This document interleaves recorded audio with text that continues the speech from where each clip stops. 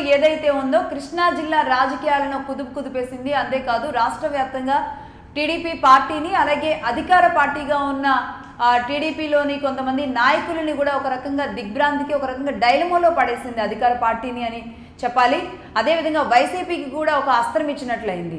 ఇటు విజయవాడ ఎంపీగా ఉన్న కేసినేని చిన్ని అలాగే అటు తిరువూరు ఎమ్మెల్యేగా ఉన్న కొలికిపూడి శ్రీనివాస్ ఇద్దరి మధ్య జరిగిన ఘర్షణ ఇది ఏకంగా మీడియా దాకా ఎక్కడం, ఒకరి గుట్టు ఒకరు బయట పెట్టుకునే స్థాయి దాకా ఇది మారడంతో కేసినేని చిన్ని కాస్త ఇందులో వెనక్కి తగ్గినప్పటికీ కొలికిపూడి మాత్రం తన దూకుడిని అలాగే కొనసాగిస్తూ వచ్చారు. ముఖ్యంగా తిరువూరులో ఎమ్మెల్యేగా కొలికిపూడి వెళ్ళిన దగ్గర నుంచి మరి అక్కడ నాయకులు తనకి ఇబ్బందిగా మారారా, లేదంటే కొలికిపూడి అక్కడ ఉన్న నాయకులకు ఇబ్బందిగా మారారా, అసలు తిరువూరు రాజకీయాలు ఏం చెప్పబోతున్నాయి అనేది మాత్రం ఒక తలనొప్పిగా పార్టీకి అధిష్టానానికి మాత్రం మారింది అని చెప్పాలి.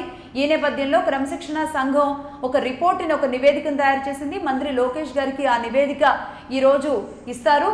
అలాగే లండన్ పర్యటన ముగించుకొని వచ్చిన తర్వాత చంద్రబాబు నాయుడు గారికి కూడా ఈ రిపోర్ట్ ఇచ్చే అవకాశాలు ఉన్నాయి. మరి ఎలాంటి క్రమశిక్షణ చర్యలు ఎవరి మీద తీసుకుంటారు, ఎవరి మీద వేటు పడుతుంది, ఎవరి మీద ఎలాంటి చర్యలు ఉండబోతున్నాయి అనేది మాత్రం చాలా ఆసక్తికరంగా మారింది. ఇప్పటికే కొలికిపూడి శ్రీనివాస్కి అనేక పర్యాయాలుగా ఒక చిన్నపాటి వార్నింగ్లు ఇస్తూ కాస్త దూకుడు తగ్గించమని అధిష్టానం చెప్పినట్టుగా తెలుస్తున్నప్పటికీ కూడా తన దూకుడు అంతకంతకు ముందుకెళ్తుందే కానీ వెనక్కి రావడం లేదు. వైసీపీ తన వెనకుండి నడిపిస్తుంది అనేది చిన్ని ఆరోపణ అయితే అసలు చిన్ని వెనకే వైసీపీ ఉంది అనేది ఈరోజు కొలికిపూడి చేస్తున్న ఆరోపణ. ఈ నేపథ్యంలో ఏది వాస్తవం ఏది అవాస్తవం, అసలు ఏం జరుగుతుంది, ఇది అటు తిరిగి మళ్ళీ పార్టీ మెడకి చుట్టుకుంటే గనక రేపు ఎలా దీని నుంచి బయటపడాలి అన్న సందిగ్ధంలో కూడా పార్టీ ఉన్న పరిస్థితి ఉంది.